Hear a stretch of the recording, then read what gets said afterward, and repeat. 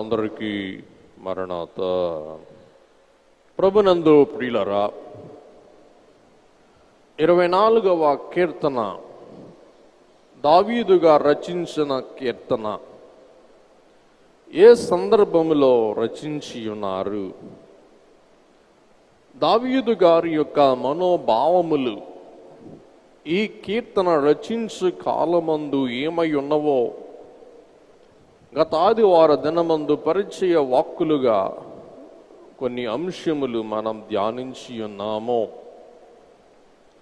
మిగతా విషయాలు ఈవేళ మనం పరీక్షించి ధ్యానం చేసుకుందాం.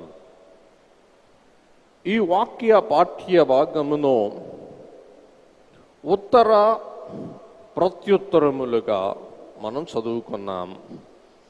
ఉత్తరము, ప్రత్యుత్తరము అనగా మాట బదులు మాట, ప్రశ్న ప్రశ్నకు జవాబు. దావీదు గారి అంతరంగములో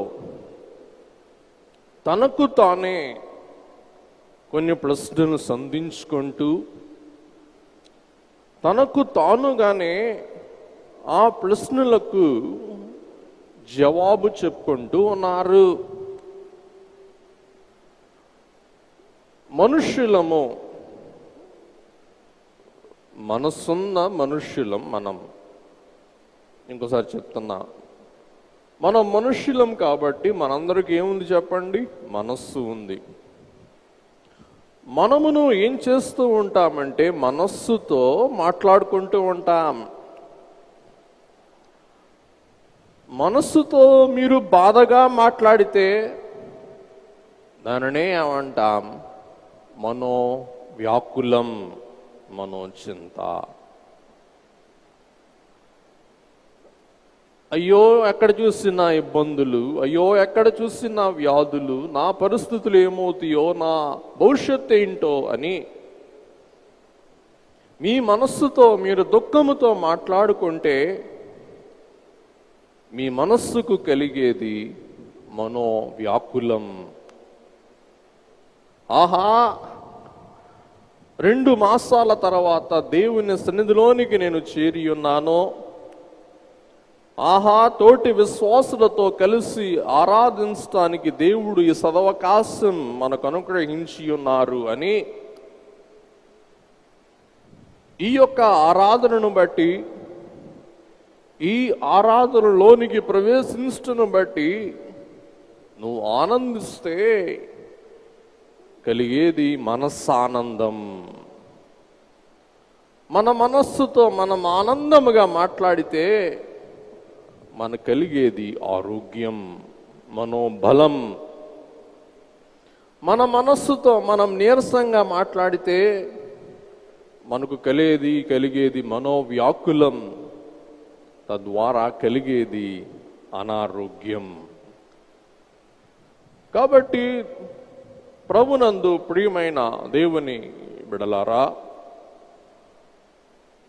మన మనస్సుతో ఆనందంగా మాట్లాడుటకు మనం అలవాటు చేసుకుందాం. అట్టి మంచి అలవాటు అలవరుచుకుందాం.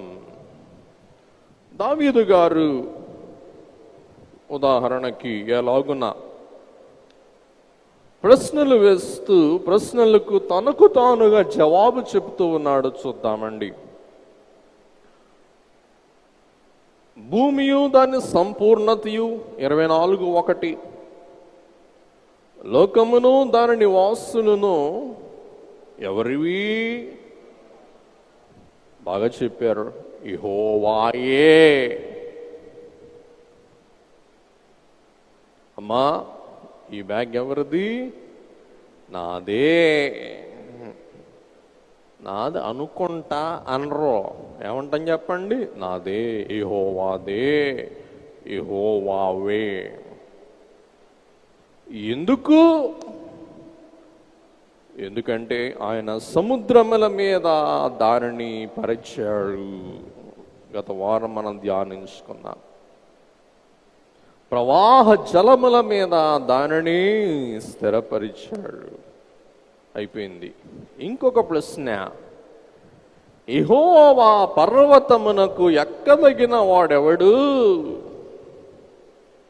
యెహోవా పర్వతం యెరూషలేం మహాపట్టణం. యెహోవా పర్వతం ఎత్తైన ప్రదేశం. యెహోవా పర్వతమునకు ఎక్కి వెళ్ళగలవాడెవడు? యెహోవా పర్వతానికి అధిరోహింపగలవాడు ఎవడు అన్నప్పుడు, ఆయన పరిశుద్ధ స్థలములో నిలవబడదగిన వాడెవడు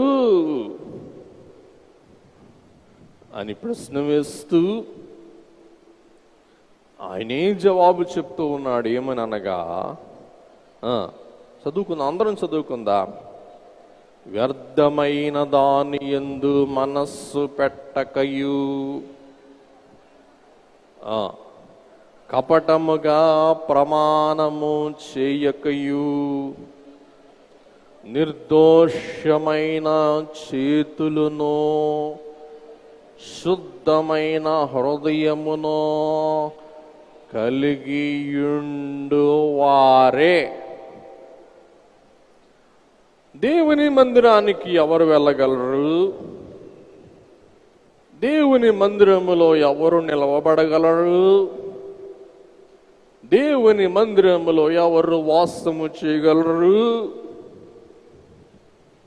అని దావీదే ప్రశ్న వేసుకుంటూ ఉన్నారు. ఎందుకనగా దావీదు తన స్నేహితుడైన ఉజ్జా అను వ్యక్తిని చూశాడు. దేవుని మందసం తొట్టిల్లుతూ ఉన్న సమయాన్న ఉజ్జా తన అపవిత్ర హస్తములతో దేవుని మందస్సమును ఏదో వస్తువుగా పట్టుకున్నాడు. అక్కడికక్కడే ఉజ్జా కూలి ప్రాణం విడిచాడు. దావీదుకు భయం పట్టుకుంది. దేవుని మందస్సమును ముట్టుకున్న ఉజ్జా చచ్చిపోతే దేవుని మందసమునకు స్థావరమై ఉన్న దేవుని పర్వతమునకు ఎక్కదగిన వాడెవడు? యెహోవా మందిరములో నిలుచుండగల వాడెవడు అంటే దావీదు 4 అంశాలుగా 4 క్రియలు 4 అర్హతలు మహారాజు దావీదు సెలవిస్తూ ఉన్నారు. ఈ 4 అర్హతలు మనం ఒకసారి పరిశీలన చేసుకుందాం. నంబర్ 1, వ్యర్థమైన దాని యందు మనస్సు పెట్టని వాడు. వ్యర్థమైన దాని యందు మనస్సు పెట్టని వాడు. నంబర్ 2, కపటముగా ప్రమాణము చెయ్యని వాడు. ఈ 2 చేయకూడని పనులు. ఈ కరోనా టైంలో డూస్, నెక్స్ట్ డోంట్స్ అంటే చేయవలసిన పనులు. రెండవది చేయకూడని పనులు. ఒక పట్టి ఉంది, దాని జోలు పోతే మన టైం ఉండదు కాబట్టి ముందుకెళ్దాం. చేయకూడని కార్యములు, వ్యర్థమైన దాని మీద మనస్సు పెట్టని వాడు. రెండవది, కపటముగా ప్రమాణము చేయని వాడు. ఈ 2 చేయకూడదు. నో నో నో, చేయకూడదు. ఏం చెయ్యాలి? ఏం చెయ్యాలి?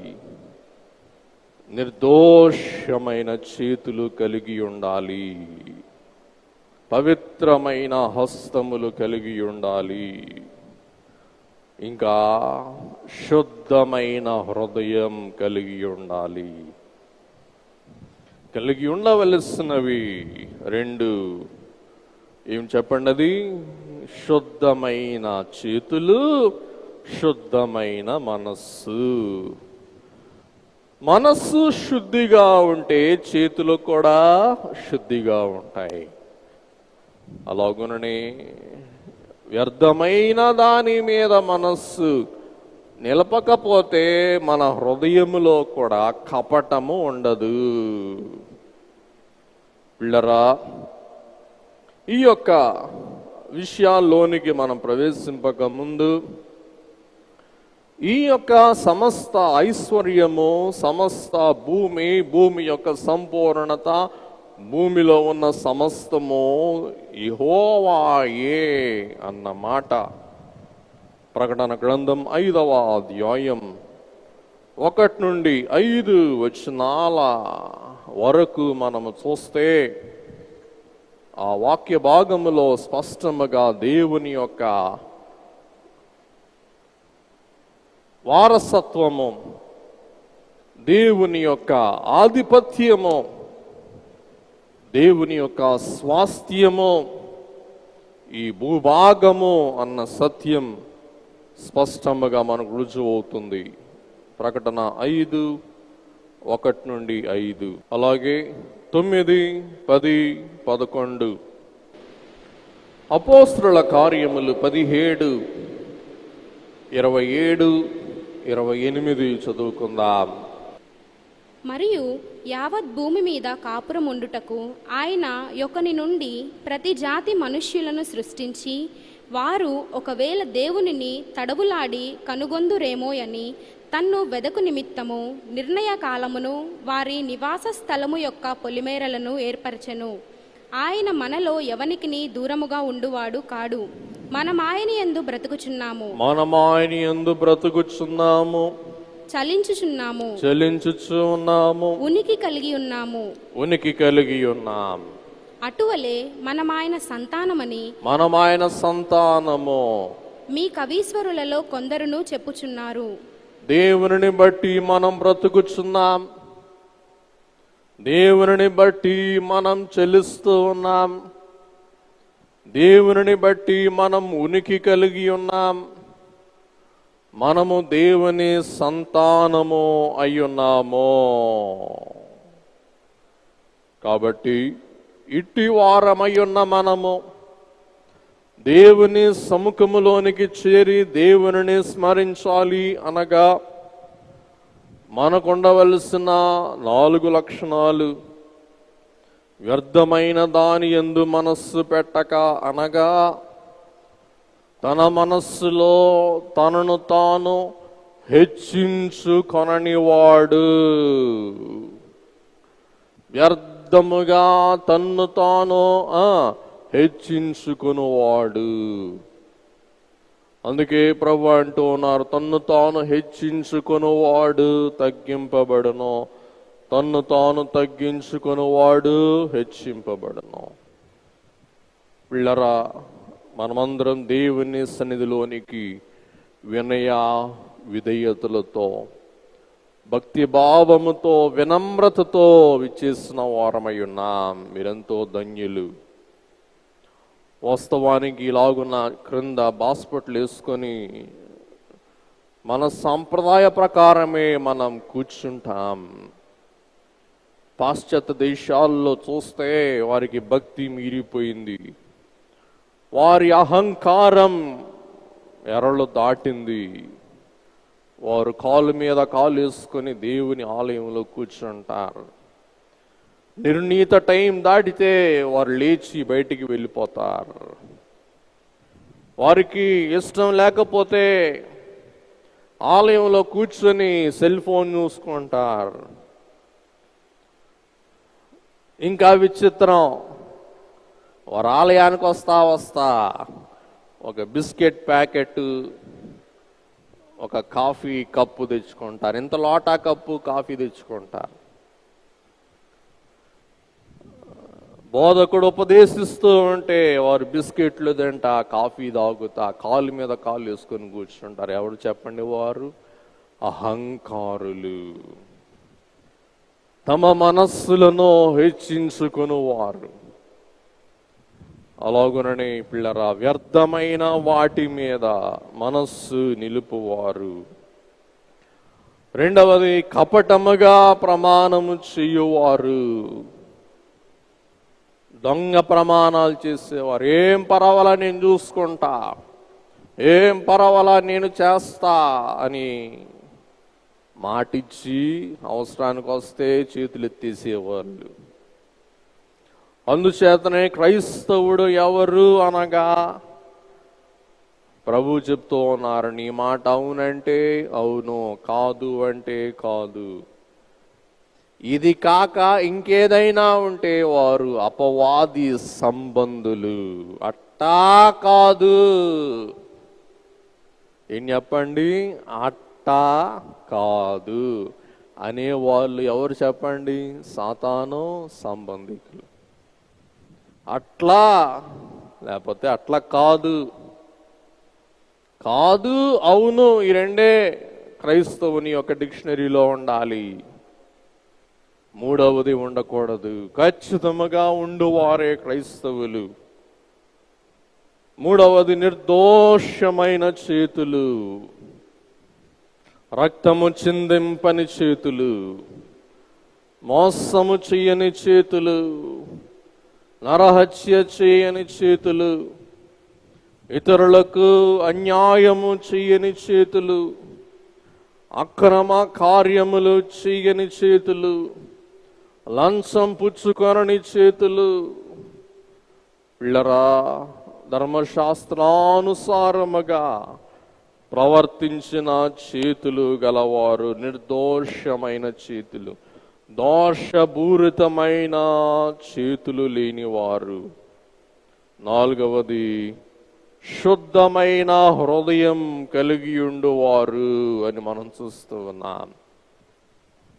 పిల్లరా, అందుకే ఆరాధన ఆరంభములో ఈవేళ మరి ప్రత్యేకముగా మనం మోకరించి పాపడొప్పుదల చెప్పుకున్నాం.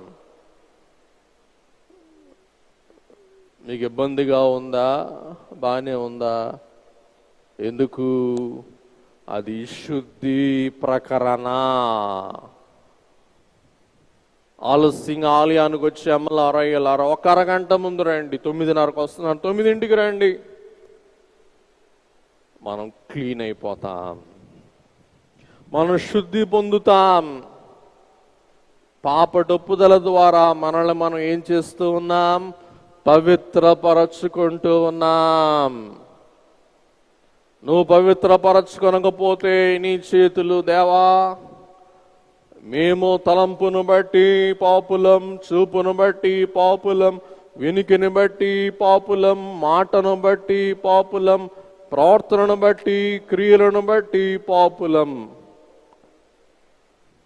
మమ్మల్ని క్షమించు. శుద్ధి పొందేశావు, శుద్ధి పొందుతున్నావు. శుద్ధి పొందిన నీవు ఆలయములో నిలిచి ఉంటే ఏమవుతుందో, నీకేం కలుగుతుందో నెక్స్ట్ వాక్యంలో చెప్తారు. చదివేద్దాం, ఇంకా సస్పెన్స్లో పెట్ట ఎందుకు చెప్పండి. అట్టివాడు, 5వ వచనం చదవండి ఒకసారి, అందరూ చదవండి ఒకసారి.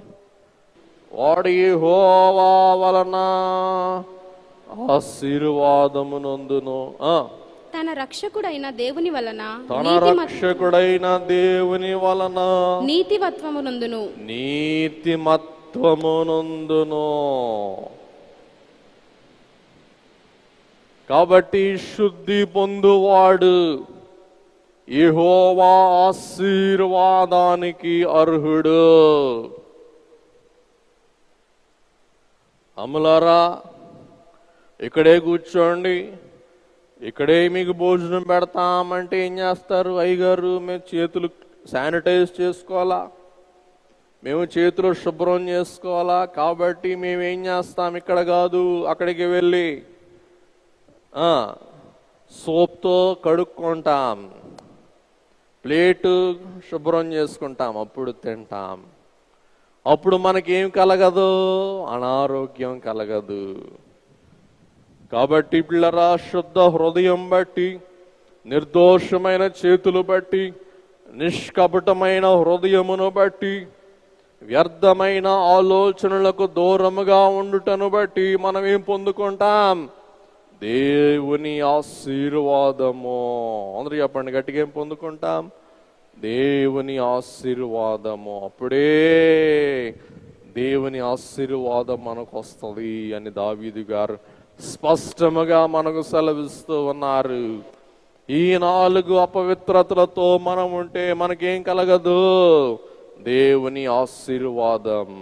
దేవుని ఆశీర్వాదం. సాతాను ఐశ్వర్యము కలగవచ్చు, కానీ ఏం కలగదు? దేవుని ఆశీర్వాదం. యెహోవా ఆశీర్వాదం ఐశ్వర్యం ఇచ్చును, నరుల కష్టము చేత అది ఎంత మాత్రమునో వృద్ధి చెందదు.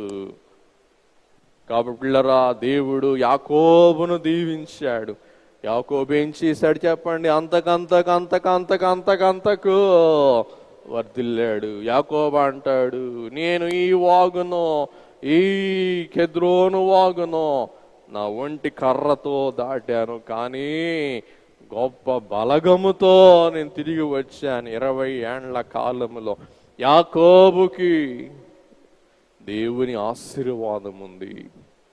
అందుచేత ఆశీర్వాదం అనే మాట ఎక్కడ వాక్యములో ఉన్నా కానీ యాకోబు ఆశీర్వాదం అని రాయబడి ఉంటుంది. చెప్పండి, ఏ ఆశీర్వాదం చెప్పండి?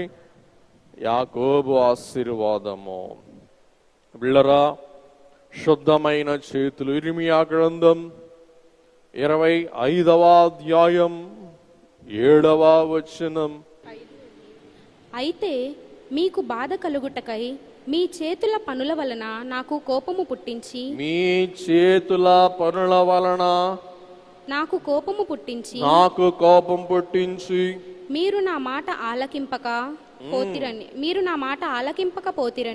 నా మాట ఆలకింపకపోతిరని యెహోవా సెలవిచ్చుచున్నాడు. యెహోవా సెలవిస్తూ ఉన్నాడు. మీకు బాధ కలుగుటకై మీ చేతుల పనుల వలన నాకు ఏం కలిగించారు? కోపం పుట్టించారు. వినండి, వినండి. 2 మాటలు మీ ముందు ఉంచుతాను, ముందుకెళ్దాం తర్వాత. దయచేసి వినండి. 2 మాటలు. శుద్ధమైన చేతులు, నిర్దోషమైన చేతులు, నిష్కపటమైన మనస్సు. 2 విషయాలు మాత్రమే. ఇంకోసారి చెప్తా, గుర్తుపెట్టుకోండి దయచేసి.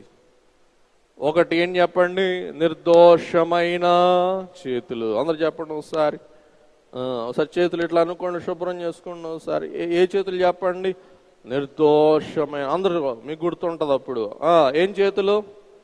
నిర్దోషమైన చేతులు. రెండవది నిష్కపటమైన మనస్సు. ఈ 2 ఎంత అవసరమో రుజువు చేయటానికి ఒక సాదృశ్యం వాక్యములో నుండి తీసుకుందాం. ఆ సాదృశ్యమే పిలాతు. అందరు చెప్పండి. ఎవరు చెప్పండి? పిలాతు. పిలాతు ప్రభువును తీర్పు తీర్చే విషయంలో పిలాతు అంటున్నాడు పెదవులతో ఏమని? ఈయనలో నాకు ఏ దోషమో కనపడలేదు అని. ఏం చేశాడు? ఒక పాత్ర తెచ్చుకొని, బేసిన్ అని ఉంటుంది, ఒక బేసిన్ తెచ్చుకొని ఆ బేసిన్ ఏం చేశాడు? చేతులు కడుక్కున్నాడు. ఇప్పుడు చెప్పండి, చేతులు కడుక్కున్న పిలాతు హృదయమును కడుక్కున్నాడా? బాగా చెప్పారు. ఎట్ట అంటున్నారు? కడుక్కోలేదు. తన హృదయమును తాను కడుక్కొని ఉంటే తాను ఏం చేసేవాడు? యేసయ్యను సిలువ వేసేవాడు కాదు. తాను ఒక సూచనా ప్రాయంగా మాత్రమే ఏం చేశాడు? చేతులు కడుక్కున్నాడు. వినండి, వినండి. చేతులు కడుక్కొని హృదయమును కడుక్కొనని వారు ఇతరులను సిలువ వేసేవారు. పిలాతు చేతులు కడుక్కొని తన హృదయమును కడుక్కొనందున ప్రభు ఏమయ్యారు? సిలువ మ్రాను మీద అంట కొట్టబడ్డారు. వింటున్నారా? కాబట్టి పిల్లరా, ఇప్పుడు చెప్పండి, నిర్దోషమైన చేతులు ఉండి నిష్కపటమైన మనస్సు లేకపోతే సరిపోతుందా? తలకథ చెప్పండి సరిపోదు. ఏం కావాలి చెప్పండి? చేతులు శుభ్రంగా ఉండాలా, మనస్సు శుభ్రంగా ఉండాలా. అందుకే దైవజనులు రాస్తారు, మనస్సును నాలుకయు నీకు అనుదిన స్తుతి చేయున్, మనసును నాలుకయు జనక కుమారాత్మలకు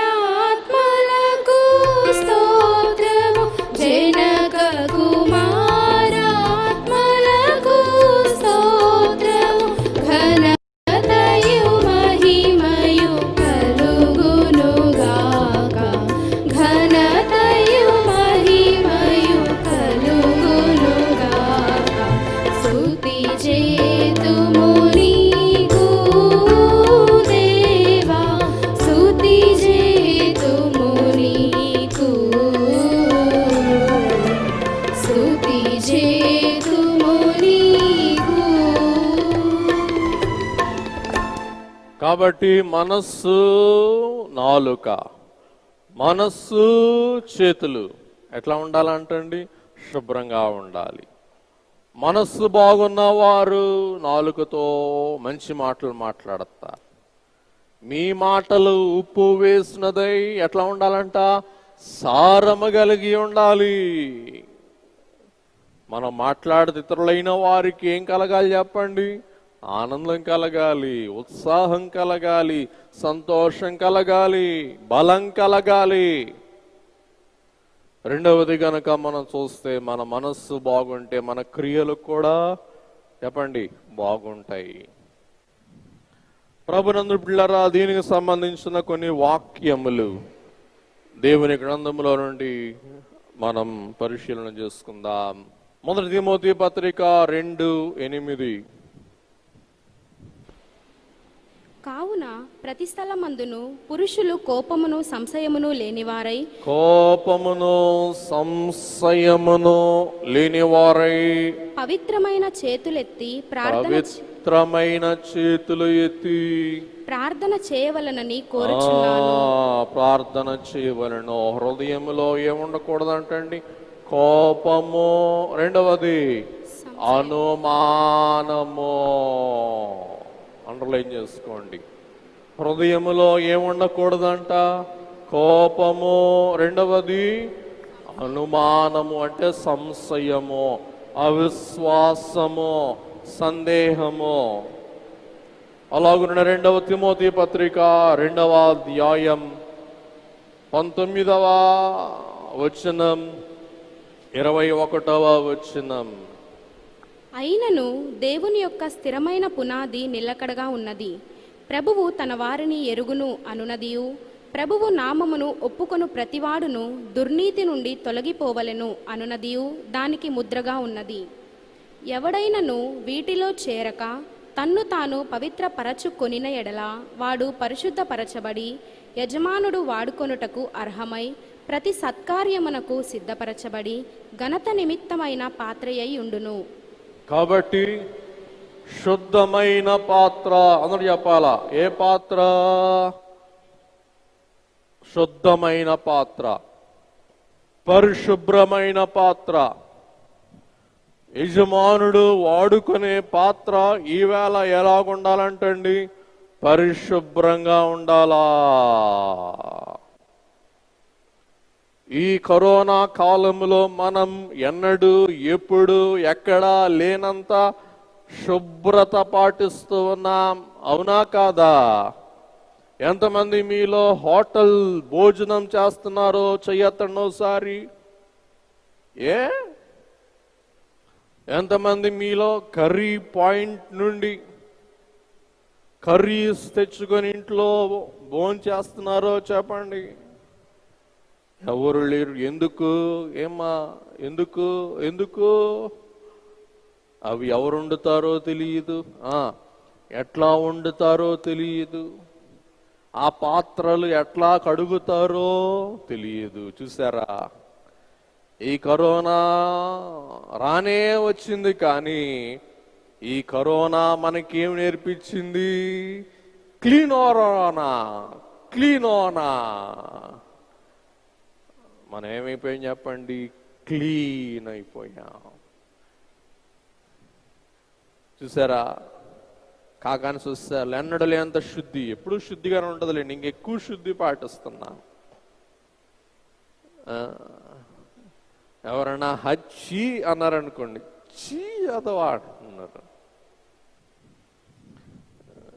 ఎవడన్నా దగ్గుతున్నారనుకోండి, పిల్లరా భయపడుతున్నాం.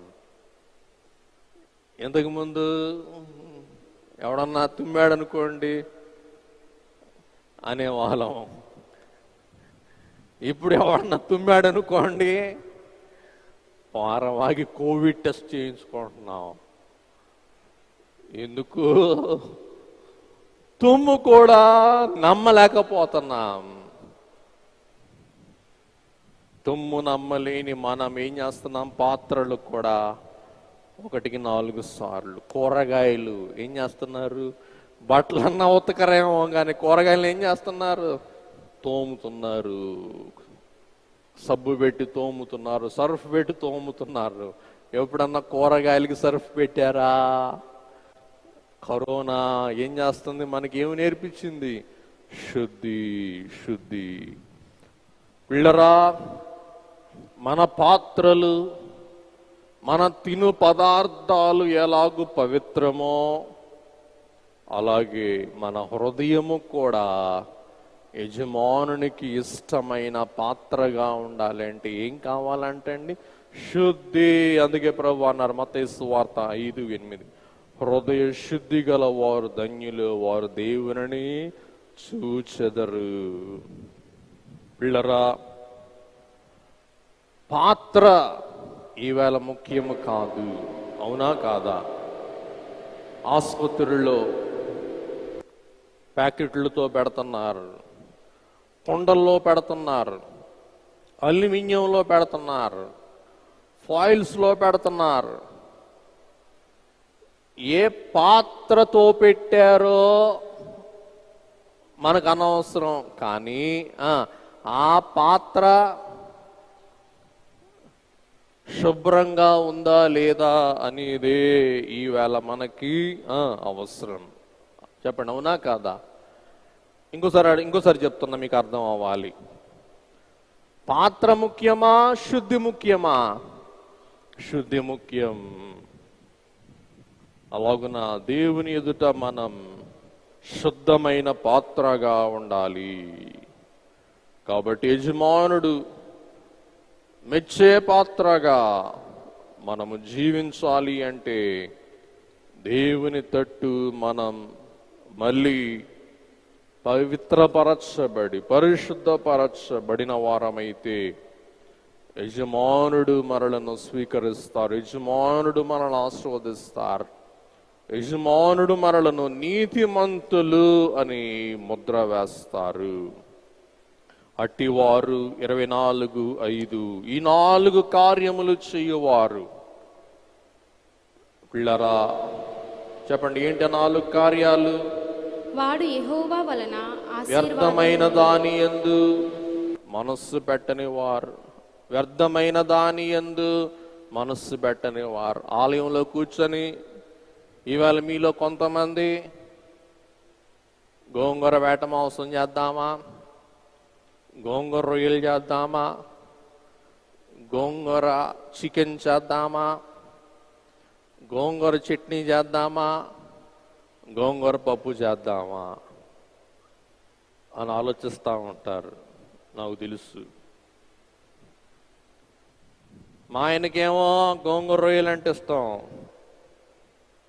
మా అత్తగారేమో రొయ్యలు తిందో పప్పు తింటది. ఏం చేయాలా? గోంగూర ఎంత కొనాలా?